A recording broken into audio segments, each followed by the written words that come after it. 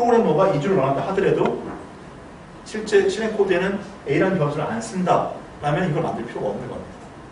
물론 이 정도는 옵티미제이션을 안 하더라도 해요. 이거는 옵티미제이션 제로 단계에서도 이 정도는 합니다. 그런 식으로 어떤 해석의 차이가 생길 수 있다는 거예요. 그러면 이걸 왜 가장 무조건 적극적으로 하지 않고 소극적으로 하다가 적극적으로 할 때만 하냐? 잘못 판단할 수도 있다는 거예요. 컴파일러가 프로그래머의 의도를 잘못 판단할 수도 있는 거고 아주 이상하게 의도할 수 있는 거죠. 이거 A라는 변수 사용하지는 않지만 일부러 시간 잠깐 끌려고 넣을 수도 있는 거예요. 이 프로그램 구조상 여기 어떤 작업하고 여기 어떤 작업해야 되는데 이 사이에 이걸로는 그게 안 되겠지만 한 루프를 루프를 돌면서 1000번 이렇게 돌면서 시간을 0.01초를 끌어야지 여기서 뭔가 또 의미 있는 뭐가 될 수도 있는 거예요. 그걸 위해서 다른 걸 할 수도 있는데 이 작업을 할 수도 있는 거거든요. 이걸 컴파일러가 보고서 아무 영향이 없는 거네 하고 지워버리면 원래 의도대로 안 될 수가 있는 거죠. 이런 걸 잘못 만들 수도 있다는 겁니다. 이런 거 외에도 컴파일러가 적극적으로 개입하게 되면은 컴파일러가 적극적으로 개입하면 나름대로 판단을 하게 되는데 그게 잘못된 판단으로 프로그램이 오류가 생길 수도 있는 거예요.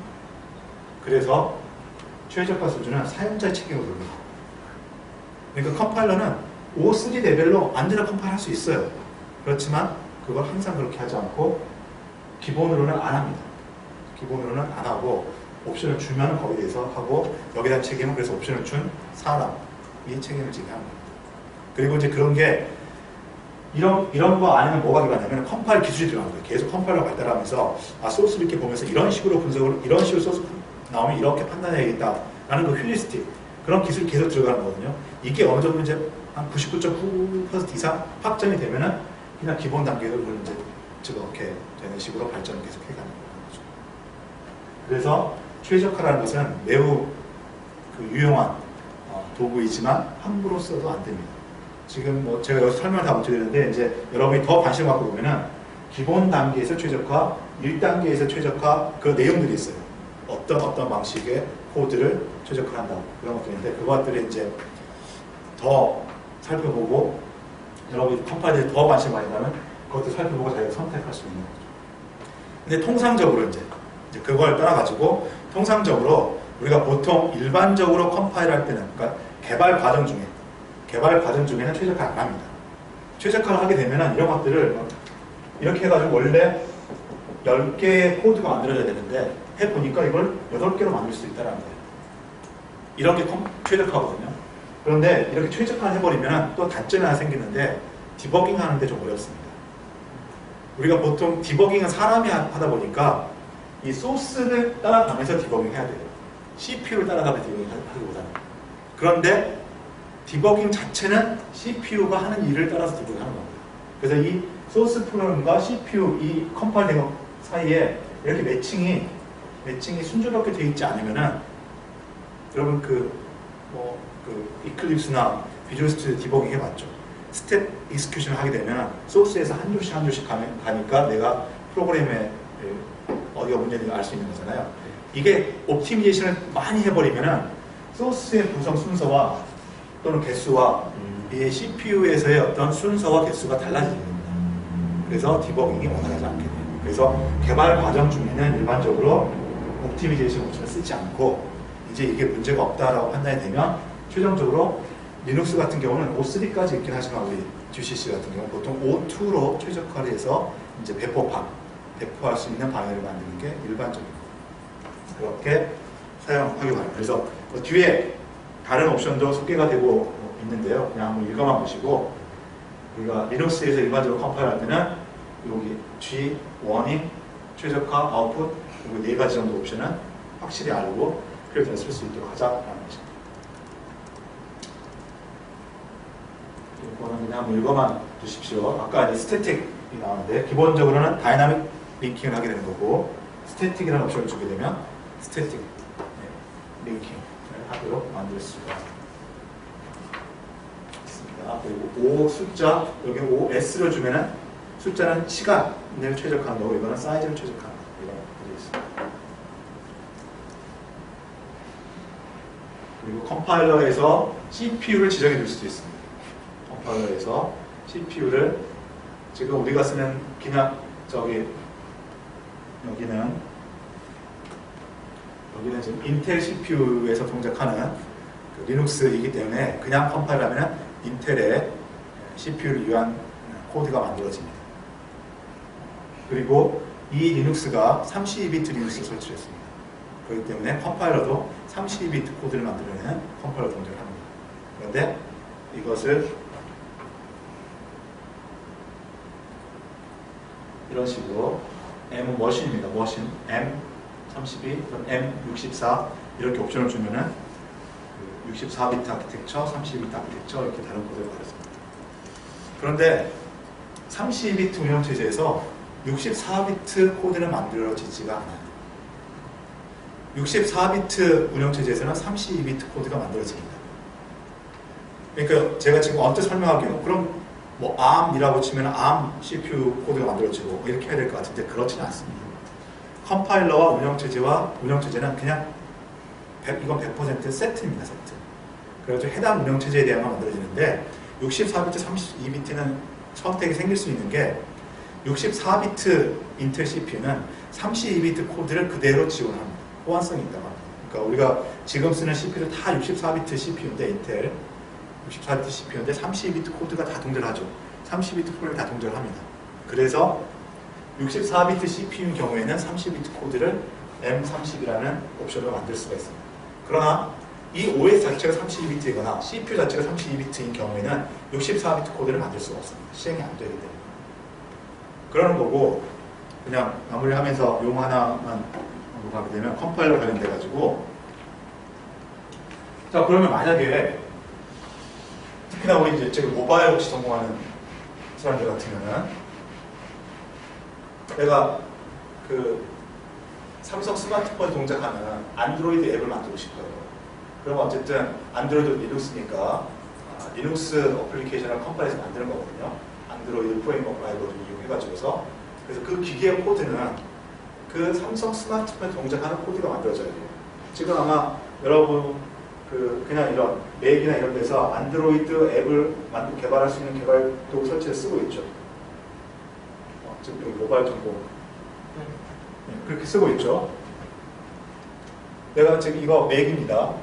맥인데 맥에서 안드로이드 개발 툴 이름이 뭐예요? 안드로이드 스튜디오.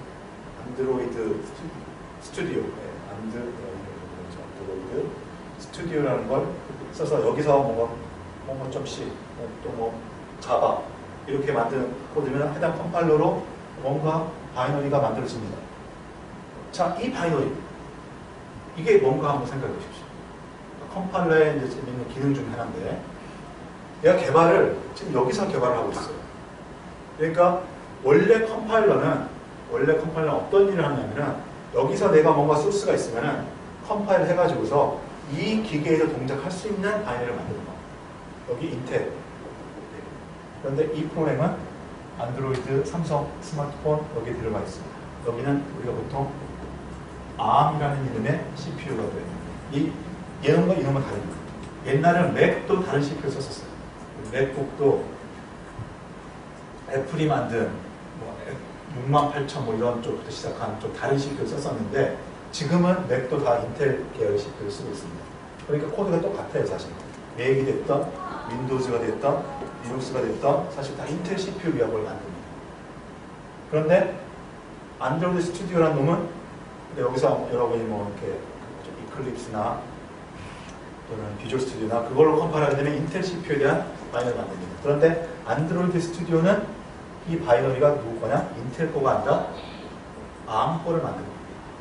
이게 그냥 쓰고 있으니까 그냥 당연하고 자연스러운 것 같지만 이건 원래 컴파일러의 기능이 아닙니다.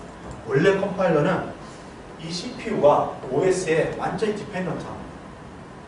어떻게 보면 컴파일러는 CPU의 일부라고 할 수 있는 거예요. 우리가 프로그램을 갖고 주어지긴 하지만.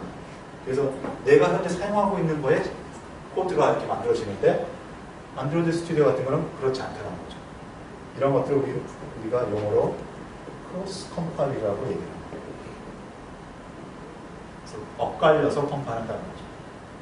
그래서 이 경우에는 따로 지정하지 않더라도 여기서는 인텔 코드를 못 만드는 거예요. 안드로이드 스튜디오에서. 따로 지정하지 않더라도 여기 안에 들어있는 C 컴파일러는 타겟, CPU를 뭐라고 알고 있냐면 ARM이라고 알고 있는 겁니다. 암이라고 알고 있으면서 컴파일한 결과물이 이 바이너리가 암에 해당합니다. 그래서 이 바이너리를 여기서는 실행이 안 되는 거죠. 이것을 여기다 옮겨가면 실행이 되는 거죠.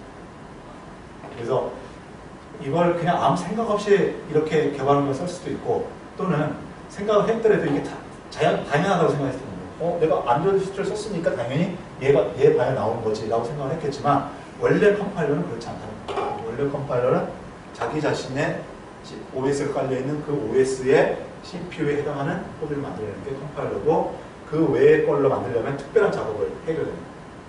특별한 작업을 해. 교수님, 에뮬레이터 같은 경우는 어떻게?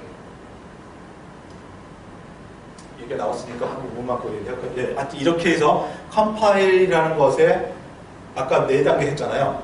4단계 했는데 기본적인 거는 현재 CPU, 현재 이 컴파일러나 소프트웨어 동작하는 CPU와 운영체제에 해당하는 코드를 만들어냈는데, 그 외의 걸 만들려면 크로스 컴파일이라는 개념을 써야 된다는 거고, 에뮬레이터 혹은 시뮬레이터,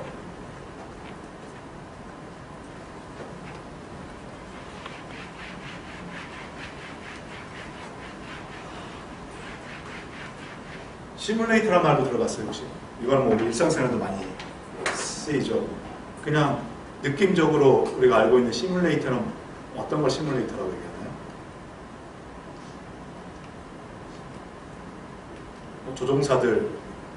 조종사들 연습하는 시뮬레이터 이런 말도 하고, 또는 뭐 우리 뭐죠?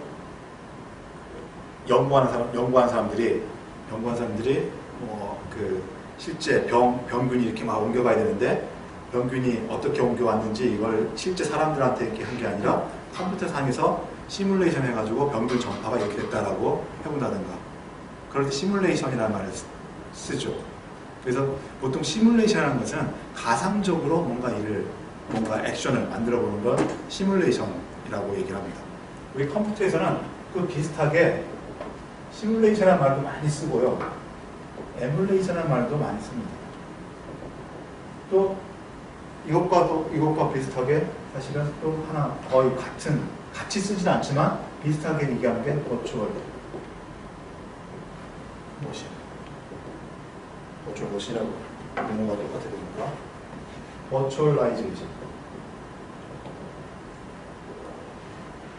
이런 것들이 언뜻 느낌은 뭐냐, 실제가 아닌데 실제인 것처럼 하는 것들입니다. 그런데 조금씩 달라요.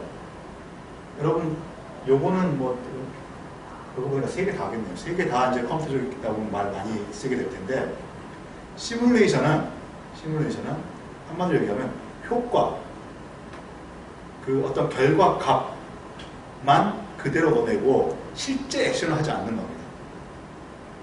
실제 액션을 하지 않는 거예요. 그래서 예를 들어서 자동차 충돌 시뮬레이션 이런 거 합니다. 그럼 자동차가 충돌되면은 어디가 얼마큼 찌그러지고 사람이 어떻게 튕겨나가고 이런 결과물은 얻어내지만, 실제로 자동차가 찌그러지고 사람이 튕겨나가고 이러지는 않잖아요.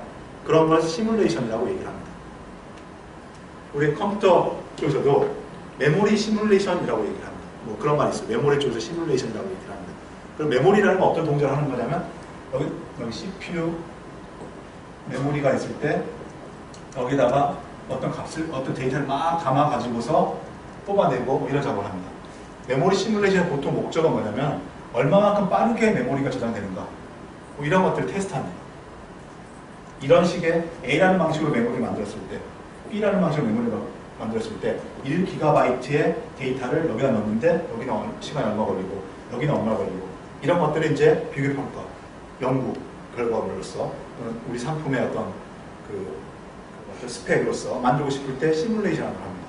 이때 실제 메모리가 있으면은 그걸 가지고 진짜 그냥 아까 우리 타임 제대 초재면 됩니다. 그런데 대부분 이런 시뮬레이션 할 때는 실제를 그대로 사용하기가 힘들거나 없거나 이런 경우입니다. 그래서 이런 식으로 만들 거다라고 연구만 한 거니까 아직 없는 겁니다. 현재 이런 메모리가 있는데 이런 식으로 만들면 얼마나 빨라지겠는가, 이걸 테스트해보기 위해서 이걸 만들 수는 없으니까 동작하는 방식만 프로그램으로 만들어 봅니다. 이렇게 동작하는 방식, 이렇게 동작하는 방식. 그래서 데이터가 실제로 저장되지 않고 액션이 일어나지 않고 데이터를 하나 저장할 때 0.1 좀 느리고 0.0001초가 걸린다라고 어떤 계산 값만 준 겁니다. 그래서 데이터가 100만 개 저장할 때는 곱하기 100만. 이런 식으로 해가지고 데이터를 100만 개 저장할 때 몇 초 걸린다, 몇 초 걸린다. 이런 식으로 내는 것, 이런 것들이 이제 시뮬레이션입니다. 그래서 그거 어떤 효과는 얻어내지만 결과 값은 얻어내지만 실제 그 액션이 일어나지 않는 거. 그런데 에뮬레이션, 우리 컴퓨터에서 에뮬레이션이라고 한다면 이것도 가상입니다. 사실 에뮬레이션과는 버추얼라이제이션과 여러분이 아는 버추얼라이제이션과 거의 같은 거거든요. 우리 가상머신을 보면 됩니다. 가상머신 보면 가상머신을 통해서 리눅스를 설치했어요. 그 가상머신에 보면 가상머신의 CPU, 가상머신의 메모리, 가상머신의 뭐 네트워크 카드 이런 게 있죠. 근데 실제로 있지는 않죠. 실제는 있지 않은데 이 경우는 실제 CPU 동작, 실제 메모리 동작, 실제 네트워크 동작이 일어납니다. 아까 우리 시뮬레이션에서는 이 CPU가 100개의 명령어를 처리하면 시간이 얼마나 걸릴 거냐, 100개의 명령어를 처리한 다음에 메모리 타깃에는 뭐가 저장되어 있을 거냐, 실제 100개의 명령어를 실행하지는 않지만 그 결과만 이렇게 했을 때 효과가 어떻게 될 것이냐의 어떤 계산 방식만 알고 있어 계산해내는 것, 그게 시뮬레이션인 거고, 가상 머신과 같은 방식으로 에뮬레이션이라는 것은 가상적인 거지만 실제 그 일을 해내는 겁니다. 그래서 여러분이 이제 접하는 것 중에 이 안드로이드 관련된 거는 매개에서 동작하는 안드로이드 스마트폰 에뮬레이션 프로그램이 있어요. 에뮬레이터가 있어요. 여기 보면은 그냥 폰 화면이 이렇게 떠요. 즉, ARM이 들어가 있는 CPU, S7에 들어가 있는 이만한 LCD, S7에 들어가 있는 메모리, 이런 건 없어요. 없지만 소프트적으로 가상적으로 그런 걸 여기다 만들어 놓고 실제로 그 동작을 한다는 겁니다. ARM 코드가 원래는 여기서 동작하고 여기서 동작 안 해야 돼요. 동작 안 해야 되는데 이 에뮬레이터에서는 ARM 코드가 동작을 합니다. 실제로. 그러니까 단지 코드 동작하는 그 어떤 그 결과만 흉내내는 것이 아니라 이 ARM 코드가 실제로 동작을 해가지고 화면에 뭘 그려주는 거죠. 사실은 그래서 이 안드로이드 이 에뮬레이터는 가상머신이에요. 다시 얘기해요. 안드로이드 가상머신인 거예요. 그래서 우리가 보고 있는 이런 가상머신은 큰 범주에서 치면은 에뮬레이터라고 봐야 되는 거죠. CPU 에뮬레이터 혹은 OS 시스템 PC 에뮬레이터. 똑같이 CPU라고 하더라도 CPU 시뮬레이터와 CPU 에뮬레이터는 완전히 다르게 됩니다. 그 옛날 게임기 있잖아요. 옛날 게임기 요새 PC에 그 프로그램 있잖아요. 옛날 게임기 그걸 에뮬레이터라고 하죠. 그 게임기 이름 모르겠는데 무슨 게임기 에뮬레이터라고 해서 다운받아가지고 하면은 옛날 게임팩에 들어가 있던 프로그램들이 여기서 실행됐죠. 즉 그 프로그램은 옛날 그 시스템에 들어있는 CPU를 그대로 동작을 시키는 거예요. 그래서 거기서 동작하는 프로그램, 게임팩, 롬을 받아가지고 여기서 실행시키면 동작을 하는 거죠. 그 결과를 보여주는 겁니다. 근데 아까 메모리 시뮬레이터라고 한 것처럼 CPU 시뮬레이터라는 것도 있습니다. CPU 시뮬레이터라는 것은 실제 액션을 하지 않습니다. 액션을 하지 않는다는 것은 여기서 add라는 프로그램이 있어요. 그러면 add라는 프로그램 코드가 있어요. CPU가 해야 될 일. 이 두 숫자를 더해가지고 실제 덧셈의 결과가 나와야 됩니다. 근데 보통 CPU 시뮬레이터를 한다면 덧셈을 실제로 실행하지는 않고 실행한 효과만 냅니다. 효과만 내가지고 add라는 걸 해가지고서 CPU가 몇 초 동안 메모리를 얼마큼 점유했다. 또 다음번 명령을 어떻게 했다. 다음번 명령을 어떻게 했다. 이런 식으로 CPU가 이만큼의 프로그램을 몇 초 동안 실행하는데 몇 초 걸렸다. 이런 것들을 보여주는데 사용하는 게 시뮬레이터입니다. 그래서 보통 언뜻 시뮬레이션, 에뮬레이션 모두 컴퓨터나 우리 일상생활에서나 없는 걸 가상적으로 뭔가를 실제인 것처럼 만들어주는 것을 시뮬레이션, 에뮬레이션 이렇게 얘기를 하는데, 엄격하게 특히나 컴퓨터 쪽에서 시뮬레이션은 그 결과만 우리가 얻어내기 위한 어떤 수식을 만들어가지고 넣는 것이지 실제 그 가상의 그 액션 자체를 하지는 않는 거고, 에뮬레이션은 그 일 그대로 다 실제로 하는 겁니다. 요게 얘가 이제 가상 머신이라고 보시면 됩니다. 그리고 아까 안드로이드 에뮬레이터 이런 거라고 보시면 됩니다. 또 게임기 에뮬레이터. 아마 우리 컴퓨터 쪽에서 작업하다 보면 시뮬레이터, 에뮬레이터, 시뮬레이션, 에뮬레이션 용어가 나올 텐데 그거 정도 구별할 수 있으면 이건 역시 좀 배운 놈이네. 그런 걸 들을 수가 있겠죠. 이게 나와서 자, 오늘 그러면 그 컴파일러까지만 오늘 보는 걸로 하고요. 다음 시간에 그 패키지 빌드 툴과 디버거 보고 그 다음 이제 좀 운영체제의 동작, 운영체제 구조와 동작 이런 쪽으로 시간이 되는 걸 넘어가보도록 하겠습니다. 수고하셨습니다. 수고하셨습니다.